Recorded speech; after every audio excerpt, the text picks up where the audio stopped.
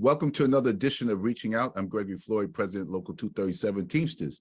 With me, I have a very special guest, Sean M. O'Brien, General President of the International Brotherhood of Teamsters. Sean is a fourth generation Teamster. He joined the Teamsters Local 25 in Charleston, Massachusetts at the age of 25, working in the rigging industry as a heavy equipment driver in the greater Boston area. O'Brien became business agent in 1999, and in 2006, he became the youngest president of Local 25 in a 128-year history. Under his leadership, Local 25 membership increased by more than 30%. O'Brien has also helped raise millions of dollars for charitable causes, including Local 25's signature event, Light Up the Night, an annual gala to raise money for children with autism. In 2011, he was elected Eastern Vice President of the International Brotherhood of Teamsters as today, General President representing 1.3 million members. In addition to fighting for workers, O'Brien is a proud father of two sons, Sean Jr. and Joseph. Sean, welcome to Reaching Out. Thank you very much, Greg. And I just want to clarify one thing. I became a Teamster at age 18, working in the rigging division. So I'm a little long in the tooth with 32 years in the Teamsters Union. So I wish I joined at 25, but unfortunately I came in at 18. Okay. Now, let me ask you before I get in, I know it's been 128 days since you became, 218 days since you became president of the International Brotherhood of Teamsters. But let's go back to something that's in your bio, autism. How did you get involved with raising money for that charity? So ironically, it's a great question. Everybody assumes when you do charity work that you're affected some way personally by it. And that wasn't the case. And when I took over the local in 2006, we also have our own health and welfare fund. And we saw that there was a spike utilization in childhood, psychology claims and everything else we're paying. So we did a deep dive to see why there was such a increase in these claims being paid out. And we uncovered that there was a lot of our members' children who were being diagnosed with autism. On top of that, we had some retirees at the same time who were bringing up their grandchildren for various reasons, also had the same diagnosis. So we took a step back and said, look, what's our charity of choice right now? It's diabetes. And being ignorant and, anything else, we said, well, look, diabetes are, people that don't take care of themselves, don't exercise, don't eat well, and smoke cigarettes. Like, they have a chance if they change their lifestyle. These folks, especially our members' children and retirees' grandchildren, this is something that, they were born with. This was something that needed immediate attention. So we jumped in as fast as we could, develop the charity, all in the efforts of saying, look, how can we make our members and retirees' lives that much better, especially in light of, there wasn't a whole lot of information out there about autism. There wasn't a whole lot of support out there. And there wasn't legislation to support and mandate private insurance companies to fund programs that support families with autism. Lastly, which is probably the most important, we got involved when these children are younger, with the hopes and dreams to be a cure, but we're far away from that. But what do we do when these kids transition into adulthood and the parents and siblings have to bear the burden of worrying about what's going to happen when they're adults? So, there was a bunch of different buckets we got involved in, and we support, try and achieve every single bucket there, whether you're an adolescent, whether you're an infant, adolescent, preteen, and then adult. So it's evolved. It's been great. And ironically, 3 years after we started the charity, my oldest son, who was 9 years old at the time, was diagnosed with type 1 diabetes with no rhyme or reason. So everybody assumed that we were going to change our charity.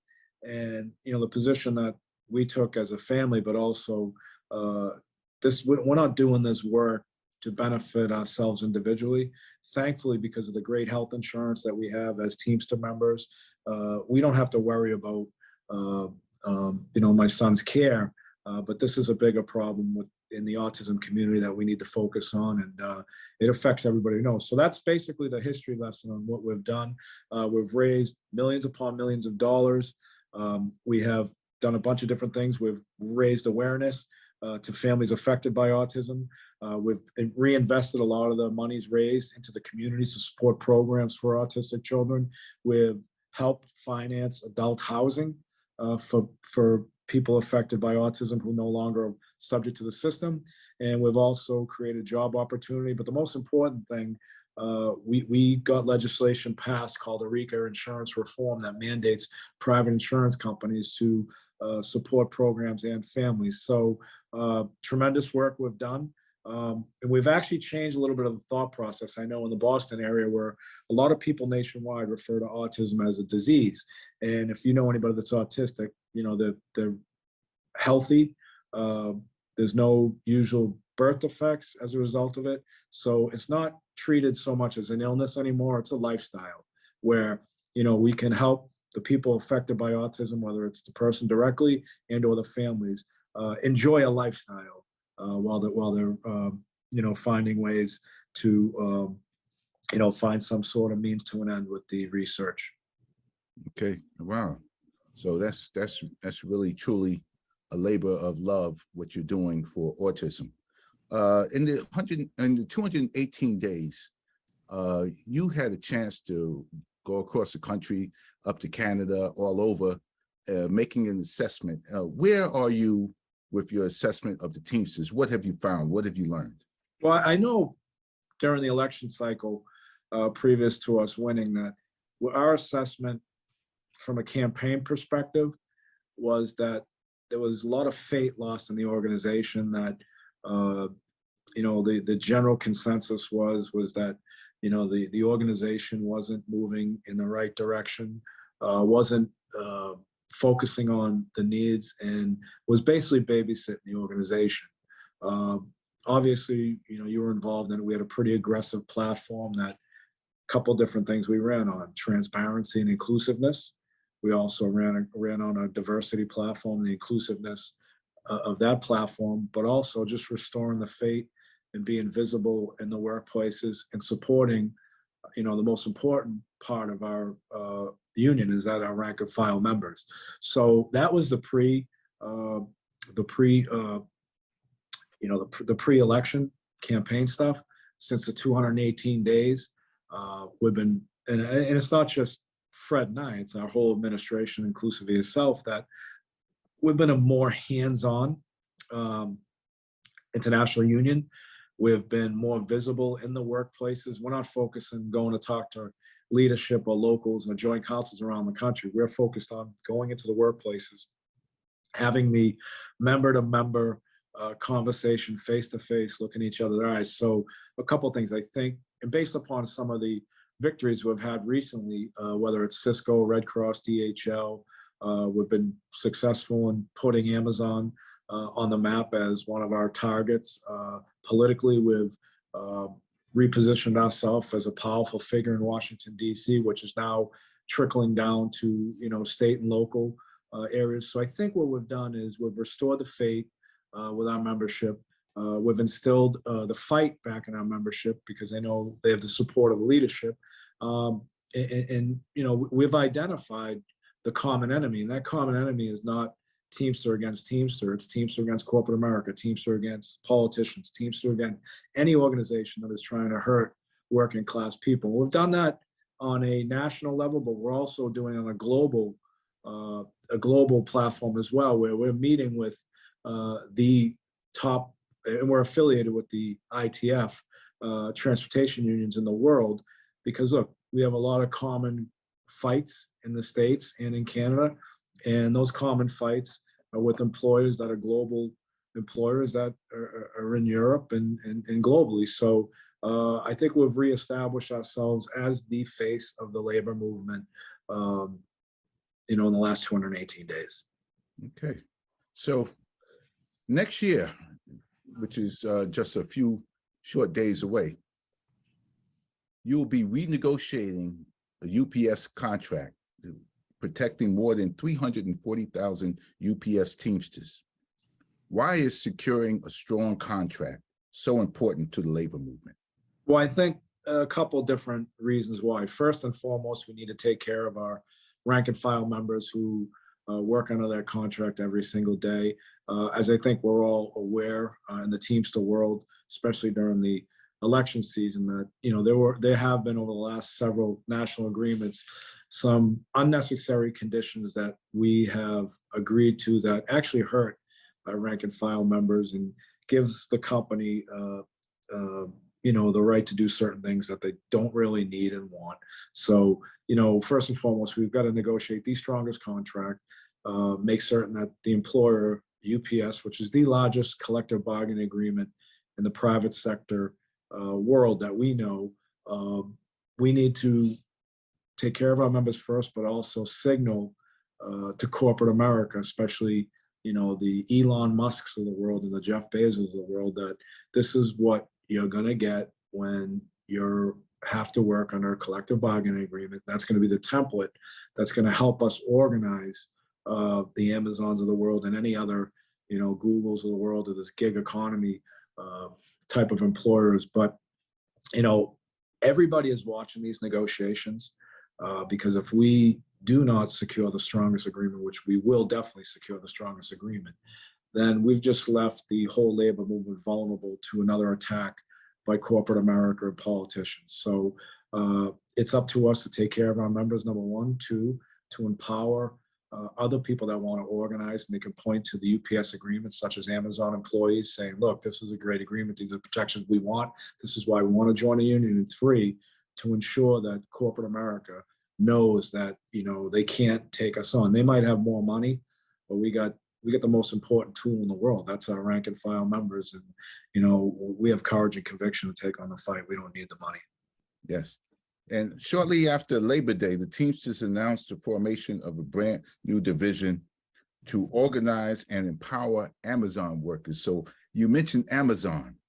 What will be the biggest challenges to building worker power at Amazon?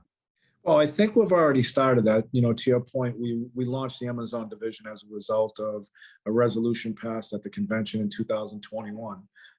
Look, we've got a proven track record of representing and negotiating the strongest contracts in this arena, which is the e-commerce parcel division. That's one portion of it.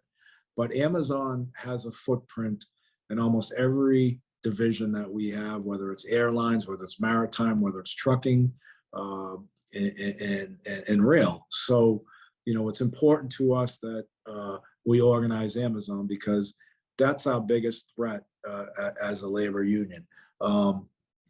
We have a division put together. The challenge that we face at Amazon, different than our most employers. Look, Amazon started with a 15,000 person book club, 15, 20 years ago. Now they are a 500,000 person, $1 trillion company that thinks they can dictate global policy and procedure on how goods and services are provided. So we have a big struggle ahead of us. That's one aspect of it. Second aspect of it is they treat their employees so bad, they focus on distressed communities. And I know that in New York, under your Joint Council 16 leadership, Tom Jeswaldi and yourself, you've done a tremendous job of, keeping them out because they won't agree to terms and conditions that are going to, protect the communities that they allegedly reinvest in. And when I say protect the communities, I think Amazon has a proven track record of making promises that they're not going to keep. It's been proven, and there is documentation that when they anchor down, they look to anchor down in distressed neighborhoods with a high immigrant population. There is a 150% turnover ratio in Amazon with their current employees that are direct employees. And then they utilize an independent contractor model that doesn't allow for these part-timer people who are direct employees a means to a full-time career. So when they're saying we're providing 15, 30,000 jobs per community. They're providing a temporary workforce that they can recycle in and out, use and abuse with no intention of ever creating full-time careers for these folks, which further does not help the communities and the neighborhoods. So, you know, we've been doing a great job exposing Amazon's practices. We've been doing a great job of empowering the Amazon workers. I think you've seen in New York, Southern California, Boston, Illinois, and many other places where they've walked out of work and held their own strikes just to demonstrate how bad Amazon is. So that part of it, we've done a great job. We have to do a better job of educating these politicians who buy in on a state and federal level about how awesome it is to have Amazon in your community.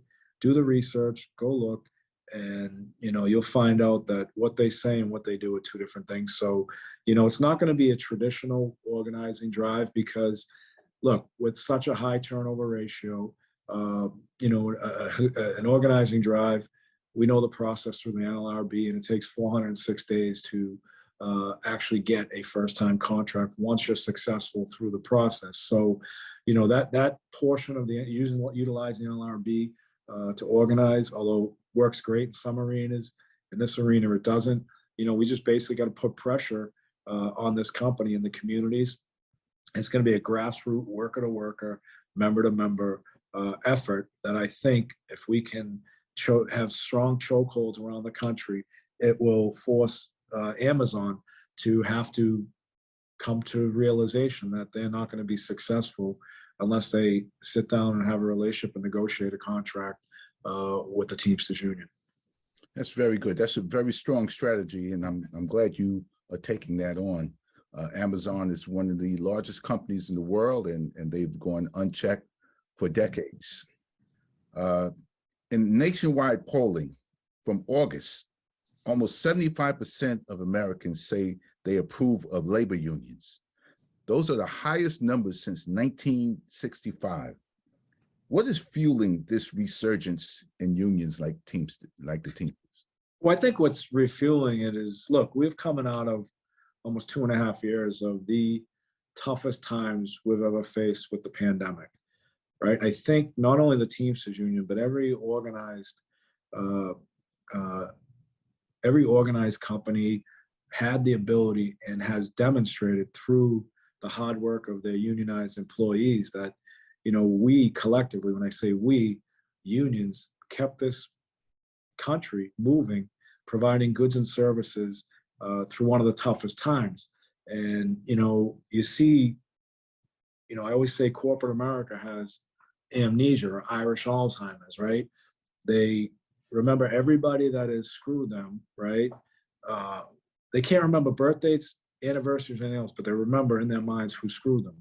And, you know, when this pandemic was going on and our members, like many other union members, were out there providing goods and services with zero protections, with vaccinations, with the potential total disregard for their own health and safety and their family's health and safety indirectly, they were out there being hailed as heroes, right?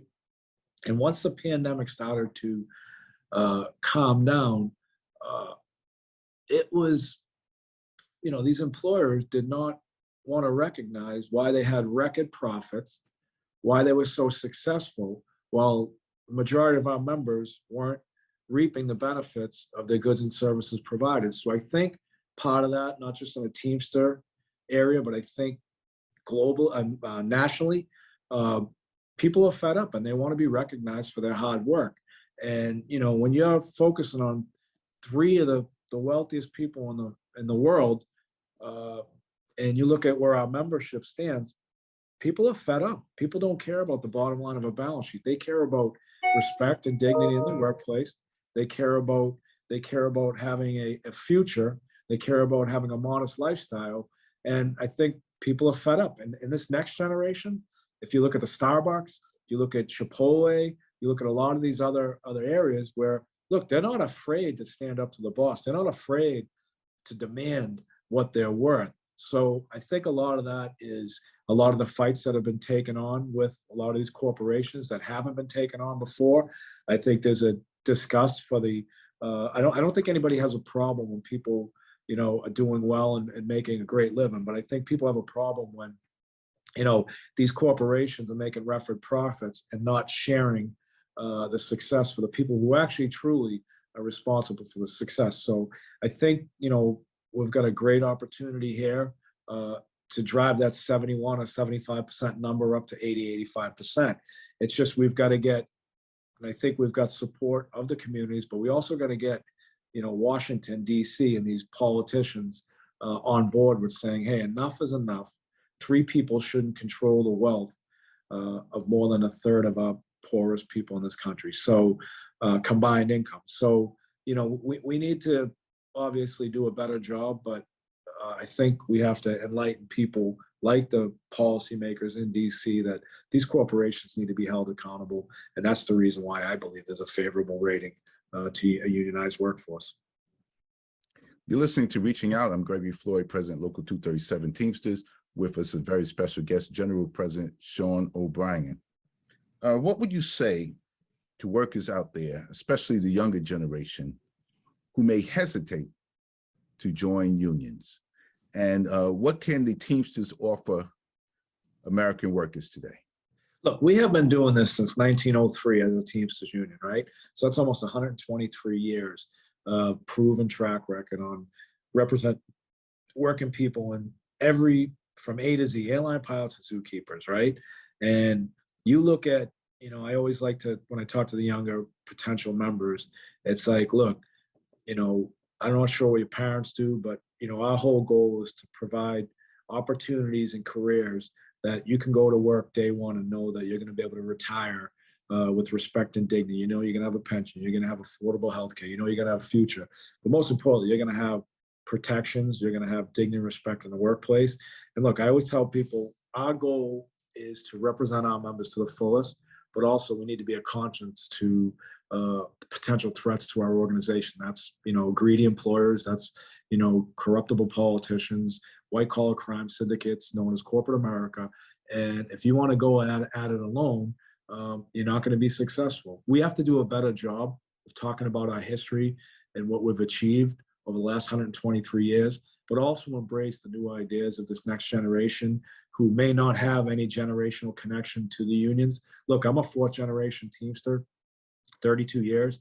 I know the reason why we've had such the life we've had. It's because of the union. The union's the one that negotiated free healthcare. I told someone this recently. I'm 50 years old and I've had the same Teamster healthcare my entire life. And, you know, growing up in a house with 2 brothers and we're very close in age and raising 2 sons very close in age. And, you know, there's always those trips to the emergency room for horsing around, but we never had to compromise any care and healthcare because we knew that the Teamsters Union had our backs. The same holds true when we're going to work. We know that pensions were negotiated. If you talk to this next generation of Teamsters and you ask them what their parents have done, the majority of them probably were in the .com world, working 2 or 3 years, getting a severance package, moving on, and dependent upon a 401k to retire. Now, if anybody's tracked 401ks in the last 12 weeks, I think most people have lost 33% of their net worth. You talk to our members who have pension and have retirements that they can retire and maintain their current lifestyle. That's where we got to do a better job of talking to this next generation. Well, thank you. And unfortunately, that's all the time that we have. I mean, this has been a great moment, great interview. I thank you for sharing some of your time with us. And if you want to come back at any time, you can come back. You're welcome to come back. If you have a message that you want to get out, you're welcome to come back and get that message out. I think the message is clear. We're bigger, faster, stronger, and we're going to continue to build this labor movement. Thank you. I'm Gregory Floyd, President, Local 237 Teamsters, and you've been listening to Reaching Out with our General President, Sean O'Brien. Thank you very much for coming on Reaching Out. Thank you, sir.